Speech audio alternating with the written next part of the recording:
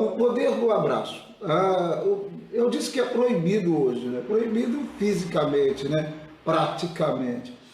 Mas é claro que ele é praticado dentro da casa ali e tal, mas sobretudo espiritualmente, o abraço espiritual, o abraço virtual. Então eu quero abraçar todo mundo agora que está ouvindo essa live, todo mundo, um abraço espiritual, um abraço virtual, espiritual, em nome de Jesus. Tá? É o poder do abraço, certo? Então mande abraço para alguém, né? Mande um abraço, Deus, um abraço para você, meu irmão, um abraço para você, minha irmã. O abraço é muito importante, mas esse texto mostra isso, exatamente isso. O verso 20, então, de Lucas 15, diz: E levantando-se foi para seu pai. Vinha ele ainda longe, quando seu pai o avistou, e, compadecido dele, correndo, o abraçou e beijou. Olha bem, todo mundo conhece essa história do filho pródigo, né? Alguns dizem, dá essa ideia, né? E alguns dizem que não, que isso que aconteceu, tal. Mas, a princípio, é uma parábola. Então, digamos que Jesus contou essa história com base em coisas que aconteciam, logicamente. Um rapaz abandonou a sua casa, pediu lá a sua herança, e ele saiu pelo mundo, né? Vou sair pelo mundo aí, vou aproveitar a vida, vou viver a vida, né? E esse rapaz, ele fez isso, né? O termo pródigo já dá essa ideia de esbanjador. Ele saiu então para esbanjar, para poder curtir a vida, viver a vida, né? E ele realmente fez isso, né? Viveu a vida, né? Desfrutou do dinheiro da herança, né? E gastou tudo que realmente ele recebera. Ele que era rico, estava na casa do pai, possivelmente um homem, pelo que dá a entender, proprietário de terras, né? E ele então deixa a casa do pai para viver uma vida dissoluta, como diz, né, as escrituras, e gasta todo o dinheiro, fica na miséria, né, tendo que trabalhar em serviços que ninguém, em sã consciência, gostaria de trabalhar, especialmente um judeu, né? Porque o judeu, ele tinha pavor, por exemplo, de porcos, né? Eles não comiam e muito menos tinham em suas casas, né, esse tipo de animal, porque eles consideravam imundo os porcos, né? Então os judeus jamais teriam um porco na sua casa, né? Porque para ele era realmente um bicho, né, um animal imundo, e nem iria comer. Mas esse jovem, esse rapaz, ele teve que alimentar porcos, e mais ainda, né, ele desejou comer aquela comida dos porcos, porque a vida era difícil, a vida tornou-se muito difícil, uma miséria, né? Era tipo aí um morador aí sem teto, né? Sem condições nenhuma de se sustentar e tendo que se submeter a trabalhos, né, terríveis, né, para um judeu. Então, como eu já disse, absurdo, né? Um judeu trabalhar cuidando de porcos. Então, olha a situação desse rapaz. Mas esse rapaz, diz a Bíblia, que cai em si. Ele cai em si. Poxa, espera aí, o que eu estou fazendo da minha vida? Poxa? Eu tenho uma casa. Eu tenho um pai que é rico. Então, poxa, por que eu vou ficar aqui mendigando aqui, que eu vou ficar nessa vida miserável aqui? Vou voltar para a casa do meu pai, ainda que eu volte, ele não vai me tratar como filho, e eu serei como um dos seus trabalhadores diários lá, né? Mas eu vou voltar, porque pelo menos eu vou ter lá o que comer, né? E tal. Então ele decide voltar depois que ele caiu em si. É aquela pessoa que se arrepende de ter feito alguma coisa, de ter tomado algumas atitudes, e volta, né, a vida que ele tinha outrora, né, no passado, claro. Então ele voltou determinado, né, sei lá, dizer ao pai, ó pai, pequei, errei, fiz tudo que não devia, gastei o seu dinheiro em coisas que eu não devia, então pai, eu tô aqui, tá? Essa era a ideia dele, inclusive nem ser tratado mais como filho, até porque ele pegou a herança dele e jogou tudo fora, né?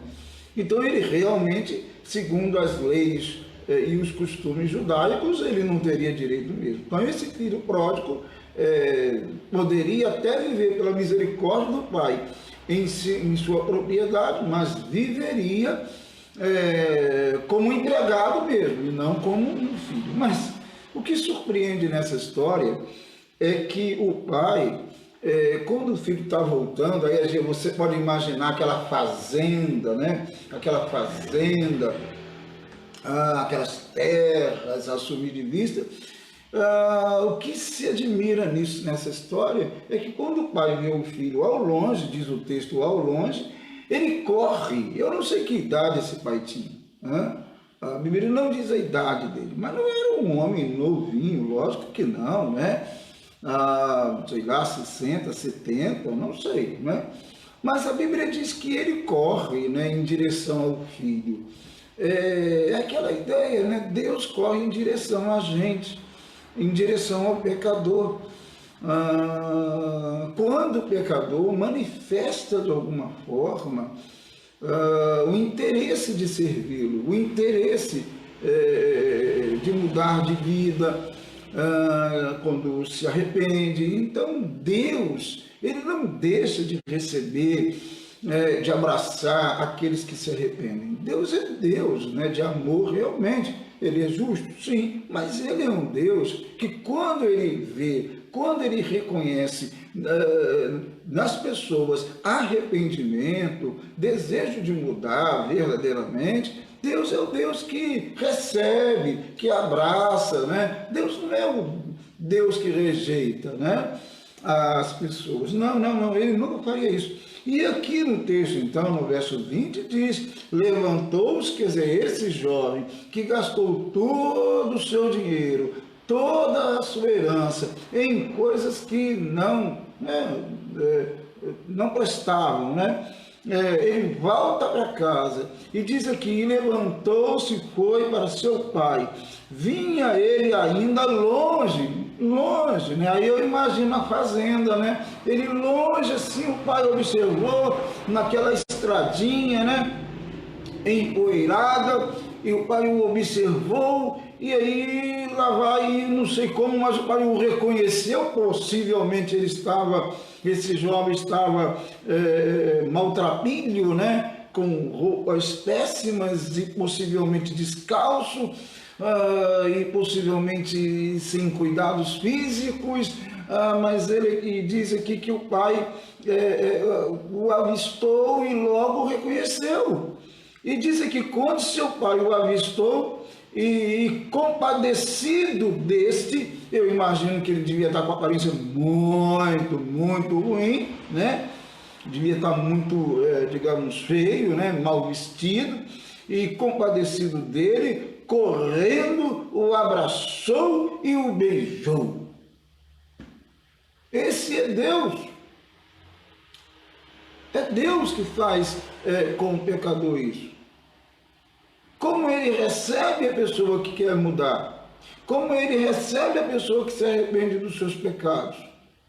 Né? Aquele que cai em si e diz assim: poxa, eu pequei, eu errei.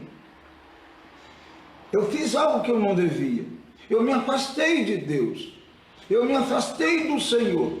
Então Deus está sempre disposto. É o abraço de Deus, é o beijo de Deus, né? Esse pai aqui simboliza exatamente isso, né? É o Deus que recebe, é o Deus que abraça, né? Um abraço que pode restaurar, que pode mudar as pessoas. Hoje nós estamos aí meio que como que proibidos, né, de abraçar, né? Abraçar as pessoas e tal, a gente tem que ter todo cuidado, blá blá blá. Sim, talvez quando podíamos, não fazíamos como éramos para fazer. Talvez, quando nós podíamos abraçar, quando nós podíamos realmente ter mais contatos amorosos, carinhosos com as pessoas, especialmente que estão à nossa volta, nós lamentavelmente não fazíamos. Agora somos como que proibidos de fazê-lo, né? Mas como um abraço é importante? O abraço é importante na vida nossa, nas nossas relações. Alguém que abraça com carinho, que recebe com carinho, né? Isso é muito importante. O abraço perdoador, né? Acolhedor, é muito importante na vida das pessoas, tá? E muitas pessoas deixaram de fazer isso. E agora, às vezes, até querem fazer isso. E eles são, né, impedidos pelas normas e tal, né?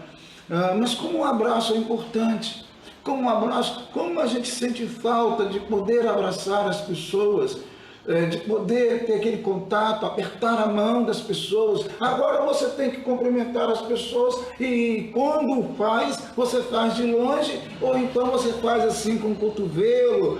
O que antes parecia ser uma coisa de pessoas sem educação, hoje você tem que fazer com o cotovelo ou então coloca a mão assim. Quer dizer, olha como nós estamos. Bom, de qualquer forma, o carinho, o amor deve permanecer, e ainda que não possamos abraçar fisicamente, mas podemos sim manifestar carinho, né? Virtualmente, espiritualmente, pelas pessoas. Nesse caso aqui, o pai, que aqui, claro, parece representar Deus claramente, né? É o Deus que recebe, que abraça e que beija. E Deus não está proibido e nem pode ser por ninguém proibido de abraçar ninguém, de receber ninguém, de beijar ninguém. Então Deus está mais do que interessado em abraçá-lo, mais do que interessado em recebê-lo, mais do que interessado em manter comunhão com você.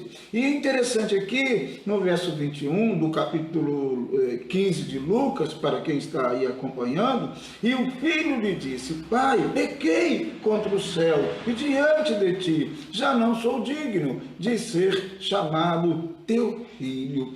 Eu não sou digno, eu não mereço isso. Então eu não estou aqui para ser reconhecido como teu filho. Eu não estou aqui porque eu estou interessado na sua fazenda. Eu não estou aqui porque eu estou interessado no seu dinheiro.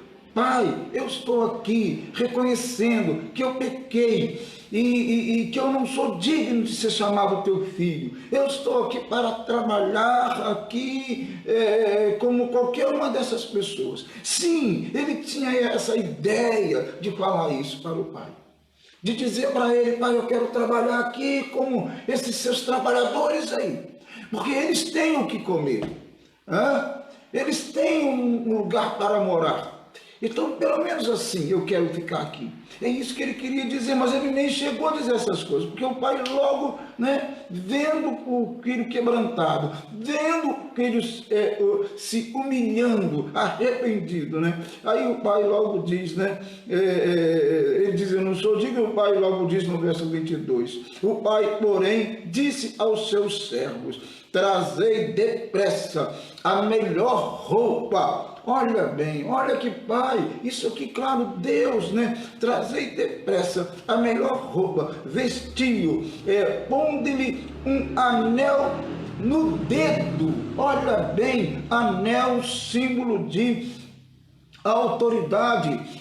Na verdade, o anel aqui simbolizava que ele estava recebendo o filho como filho e não como estranho. Que ele estava perdoando o filho e recebendo-o na família, tá? Independente do que ele fizera. O importante é que agora ele estava ali, arrependido dos seus pecados, e colocou uma sandália nos pés, né? E trazei também e matai o novilho cevado. Comamos e regozijamo-nos. Olha bem, vamos nos alegrar, vamos festejar. E ele diz o motivo pelo qual eles deveriam festejar. O verso 24 diz: porque este meu filho estava morto e reviveu, estava perdido e foi achado. E começaram a regozijar-se, e começaram a se alegrar, porque aquele garoto, aquele rapaz, né, voltara para casa. Garoto é uma expressão, um modo de dizer, né? Já era um rapaz, já devia ter uma determinada idade. Mas o pai recebe, o pai abraça, e assim Deus faz conosco também. Ele abraça, ele beija aquele que se arrepende, aquele que verdadeiramente diz assim: poxa, eu pequei, eu errei. Aquele que reconhece os seus pecados, Deus o abraça, Deus o recebe. Nós estamos aí limitados nos nossos abraços físicos, mas Deus é Deus. Ninguém pode limitá-lo, ele abraça todas as pessoas e beija todas as pessoas que verdadeiramente se direcionam para ele, arrependido dos seus pecados. Pessoas que reconhecem que pecaram e dizem: Deus, estou aqui, eu pequei. Me dê um abraço, Deus, porque eu pequei. Me receba, porque eu pequei. E Deus recebe aquele que se arrepende. Bom, o devocional diz assim,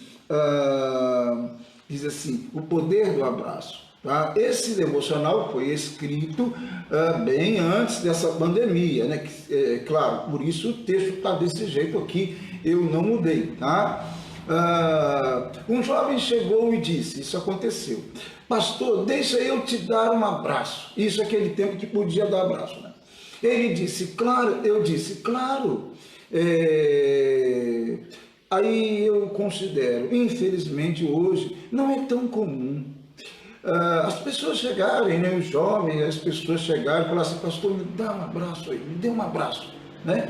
Isso não era comum, né? Felizmente, as pessoas se afastaram muito, ficaram muito ligadas às tecnologias, e você está conversando com a pessoa e a pessoa está lá no dedinho, você está na hora do almoço, a pessoa está lá tá no dedinho, você está num encontro no restaurante, a pessoa está lá tá no dedinho, você está num encontro na família, a pessoa está no dedinho, lá no WhatsApp, no Facebook. É um vício terrível, e as pessoas lamentavelmente estão parando de olhar nos olhos uns dos outros. Até na pandemia, esse pessoal, muitas pessoas não olham nos olhos uns dos outros, né? A família muitas vezes carece disso, né? De olhar nos olhos, de sentir o outro, que o outro se importa com ele, se importa com ela, né? E isso infelizmente acontece, né?